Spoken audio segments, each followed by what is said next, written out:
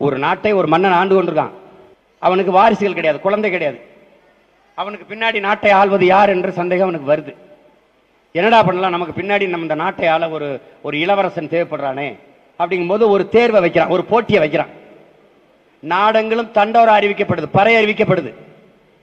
இந்த நாடு இளவரசர் தேர்வு செய்யப்பட போறார். இந்த நாட்டை மன்னருக்கு பிறகு ஆள்வதற்கு ஒரு இளவரசரை மன்னர் தேர்வு செய்ய இருக்கிறார். அதற்கான போட்டி நடக்கிறது. எல்லோரும் அரண்மனை வாசலுக்கு வரவும் வந்துட்டான். எல்லாருக்கும் என்ன பண்றாரு, ஒரு ஜாடி, கொஞ்சம் மண்ணு, கொஞ்சம் விதை கொடுக்கிறார். விதை, இந்த விதையை முளைக்க வைத்து நன்றாக வளர்த்து கொண்டு வருபவன் எவனோ அவனே இந்த நாட்டின் இளவரசனாக தேர்வு செய்யப்படுவான். இதான் அறிவிப்பு. எல்லாரும் வாங்கிட்டு போயிட்டான்.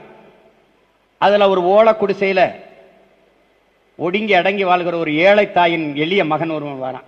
அவன் ஒரு சின்னவன். அவன்கிட்டையும் விதை கொடுக்கப்படுது, ஜாடி கொடுக்கப்படுது, அதுல மண் இருக்குது. அந்த ஏழை தாயின் மகனும் தாயும் சேர்ந்து அவனுக்கு என்ன தினம் அதுக்கு விதையை ஊத்தி, விதையை போட்டு தண்ணியை ஊத்தி ஊத்தி ஊத்தி ஊத்தி பார்க்கறான். அது முளைக்கவே இல்லை. அது முளைக்கவே இல்லை. அரசர் அறிவிச்ச நாள் வந்துருச்சு, செடியை கொண்டு ஒப்படைக்கணும். அந்த ஏழை தாயின் மகனை அழுறான். முளைக்கவே இல்லையே, நான் எப்படி போய் மன்னர் முகத்தில் முழிப்பேன், நான் எப்படி கொண்டு போவேன் அம்மா அப்படின்னு.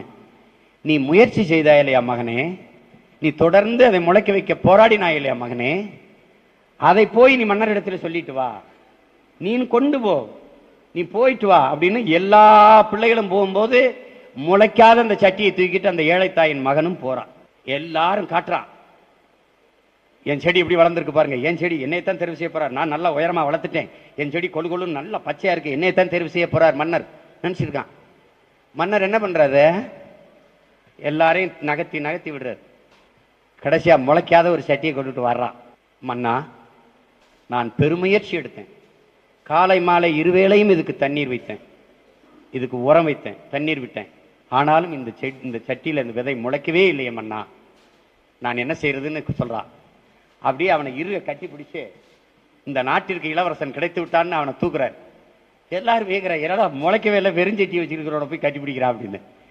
அவர் மன்னர் சொல்றாரு, நீங்கள் எல்லோரும் ஏமாற்றுக்காரர்கள், இவன் ஒருவன் மட்டும்தான் உண்மையானவன். என்னென்னால் நான் உங்களுக்கு கொடுத்த விதைகள் எல்லாம் அவித்த விதைகள், அது எப்படி முளைக்கும், நீங்க எல்லா பயிலும் வேற விதைய போட்டு முளைக்க வச்சு கொண்டு வந்துட்டீங்க அயோக்கிய பயல்களா பதவிக்காக. அவன் உண்மையை வந்து சொன்னான், இவன் தான்டா இந்த நாட்டின் இளவரசன். ஒரு நாட்டில் ஒரு ராஜா தனக்கு பக்கபலமா இருக்கிறதுக்காக, கூட துணையா இருக்கிறதுக்காக ஒரு தளபதியை தேடுறாரு. சரியான தகுதிகளோட ஒரு 10 பேர் செலக்ட் ஆகுறாங்க. ஆனால் அதில் ஒருத்தர் மட்டும் தான் செலக்ட் பண்ணணும். அதனால அந்த ராஜா என்ன பண்றாருன்னா ஒரு டெஸ்ட் வைக்கிறாரு. அந்த 10 பேர் கையிலையும் விதை நெல்லை கொடுத்து இதை நல்லா வளர்த்து கொண்டு வாங்க, ஒரு 3 மாசம் கழிச்சு வாங்கன்னு சொல்லி அனுப்பி வச்சிடுறாரு.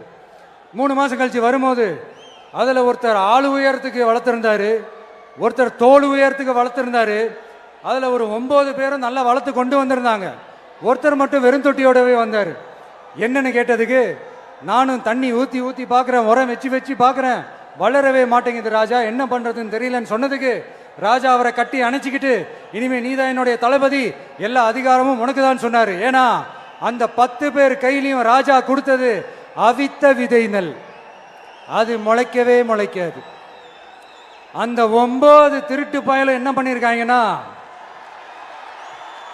வேற விதை நெல்லை வாங்கி அதை வளர்த்துட்டு ராஜாவையும் மக்களையும் ஏமாத்திருக்கிறாங்க.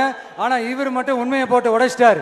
அதனால ஒரு நாட்டுக்கு திறமை எந்த அளவுக்கு முக்கியமோ அந்த அளவுக்கு உண்மையும் நேர்மையும் முக்கியம். இப்போ நீங்க எல்லாரும் தான் அந்த ராஜா.